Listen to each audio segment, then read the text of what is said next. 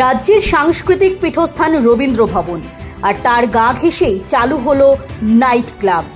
Chit fund রোজ valley Rabindra ভবনের পাশে যে বাড়িটি তৈরি করেছিল তাতেই চলছে রাজ্য সরকারের নগর উন্নয়ন দপ্তর সহ বিভিন্ন অফিস। আর সেই অফিসের ছাদে শুরু হলো রাতের বেলার নাচ গান হই হুল্লোড়। একটি সরকারি অফিসের ছাদে এ ধরনের নাইট ক্লাব রীতিমতো বিস্ময়ের।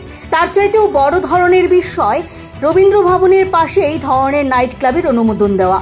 এ রাজ্যে দশকের পর দশক ধরে রবীন্দ্র শতবার্ষিকী ভবনকে ঘিরে সাংস্কৃতিক চর্চার মূল আয়োজন হয়ে চলেছে। নতুন আঙ্গিকে রবীন্দ্র শতবার্ষিকী ভবন করার পর তাতে রবীন্দ্রনাথ ঠাকুরের মূর্তি বসানো নিয়ে রাজ্য জুড়ে কি ধরনের তুলকালাম হয়েছিল তা প্রায় সবারই জানা। আশ্চর্যজনকভাবে এই রবীন্দ্র শতবার্ষিকী ভবনের পাশেই নাইট ক্লাবের অনুমোদন দেওয়া হয়েছে, যদিও তা নিয়ে ইতিমধ্যেই বিতর্ক শুরু হয়েছে। আগরতলা স্মার্ট সিটির তকমা পেয়েছে অনেকদিন আগেই, এখানে নাইট ক্লাব থাকতেই পারে, এ নিয়ে কারোর কোনো আপত্তিও থাকার কথা নয়। কিন্তু প্রশ্ন দেখা দিয়েছে যে স্থানে নাইট ক্লাব করা হচ্ছে সেই স্থান নির্বাচন নিয়ে। রোজ ভ্যালির এই ভবনটি নিঃসন্দেহে করা হয়েছে আমানতকারীদের টাকায়, অর্থাৎ এটা সাধারণ জনগণের টাকা। রাজ্য বিধানসভায় এই বাড়িটি বিক্রি করে আমানতকারীদের টাকা ফিরিয়ে দেওয়ার প্রস্তাবও উঠেছিল, অথচ সেখানে সরকারি অফিস গড়ে তোলা হয়েছে।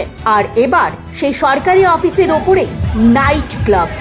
রাজ্যের একজন হেভিওয়েট প্রমোটার মুম্বাইয়ের এক সংস্থার সঙ্গে মিলেমিশে এই নাইট ক্লাবের আয়োজন করেছে বলে সূত্রের খবর। প্রকাশ্যে এদের দেখা গেলেও পেছনে আরো অনেকে এই নাইট ক্লাবের সঙ্গে জড়িয়ে রয়েছে বলে ইতিমধ্যেই খবর উঠে এসেছে।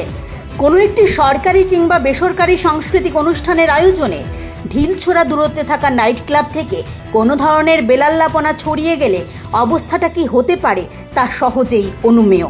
তার উপর সাংস্কৃতিক চর্চার মূল ভবনের পাশে এই ধরনের নাইট ক্লাবের আয়োজনে রাজ্য সরকার কিভাবে সম্মতি জানিয়েছে তা নিয়ে শাসক দলের একাংশের মধ্যেও ইতিমধ্যেই গুঞ্জন শুরু হয়েছে।